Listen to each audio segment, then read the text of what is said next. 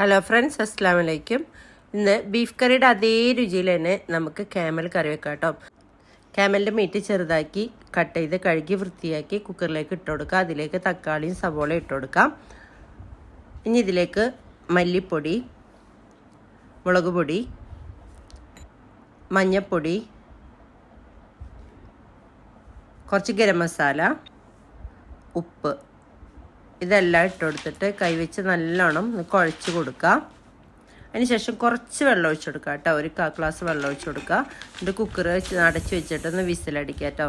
ഒരു 7 വിസിലെങ്കിലും അടിക്കുക. അതിനുശേഷം കുക്കറിൻ്റെ പ്രഷറൊക്കെ പോയതിന് ശേഷം ഒരു പാത്രത്തിലേക്ക് കുറച്ച് വെളിച്ചെണ്ണ ഒഴിച്ച് കൊടുക്കുക. അതിലേക്ക് കുറച്ച് ഉലുവ, പെരിഞ്ചീരകം രണ്ടും ഇട്ട് കൊടുക്കുക. ഒന്ന് പൊട്ടി വരുന്നതിന് ശേഷം വറ്റൽമുളക് ഇട്ട് കൊടുക്കുക. ഇതിലേക്ക് കുറച്ച് കറിവേപ്പില ഇട്ട് കൊടുക്കുക. ഇനി ഇഞ്ചി, പച്ചമുളക്, വെളുത്തുള്ളി ഇതെല്ലാം ചതച്ചത് ഇട്ട് കൊടുത്തിട്ട് നല്ലോണം ഒന്ന് വഴറ്റിയെടുക്കുക കേട്ടോ. പച്ചമണം മാറണ വരെ ഒന്ന് വഴറ്റി കൊടുക്കാം. ഒരു ചെറിയ സവാള കട്ട് ചെയ്തത് ഇട്ട് കൊടുക്കുക.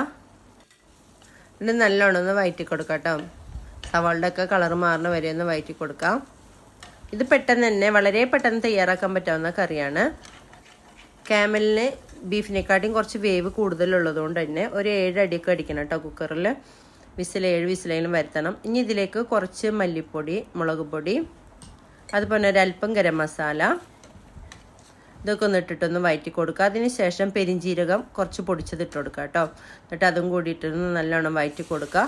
അതിന് ശേഷം നമ്മൾ കുക്കറിൽ വേവിച്ച് വെച്ചിട്ടുള്ള നമ്മളെ ക്യാമൽ ഇതിലേക്ക് ഇട്ട് കൊടുക്കുക. നല്ലവണ്ണം ഒന്ന് ഇളക്കി കൊടുക്കുക.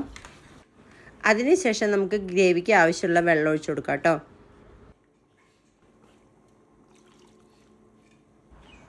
ഒരല്പം ഉപ്പിൻ്റെ കുറവുണ്ടായിരുന്നു, ഉപ്പ് ഇട്ട് കൊടുത്തു. അതിനുശേഷം കുറച്ച് കുരുമുളകിൻ്റെ പൊടി ഇട്ട് കൊടുത്തു. ഇനി ഒരല്പം ലെമണിൻ്റെ നീരൊഴിച്ച് കൊടുക്കുക. ഒന്ന് നല്ലോണം ഒന്ന് ഇളക്കി കൊടുക്കുക. അതിനുശേഷം കുറച്ച് കറിവേപ്പില ഇട്ട് കൊടുക്കുക. ഒന്ന് അടച്ച് വെച്ചിട്ട് ഒരു 5 മിനിറ്റോളം ഒന്ന് കുക്ക് ചെയ്യുക കേട്ടോ. അപ്പോൾ ഗ്രേവിയൊക്കെ ഒന്ന് സെറ്റായിട്ടുണ്ടാവും. മീറ്റിലൊക്കെ നല്ലോണം ഒന്ന് ഇറങ്ങി പിടിച്ചിട്ട് അതിനുശേഷം കുറച്ച് മല്ലിയില ഇട്ട് കൊടുക്കുക. അപ്പോൾ നമ്മൾ സ്വാദിഷ്ടമായ കറി ഇവിടെ റെഡിയായി.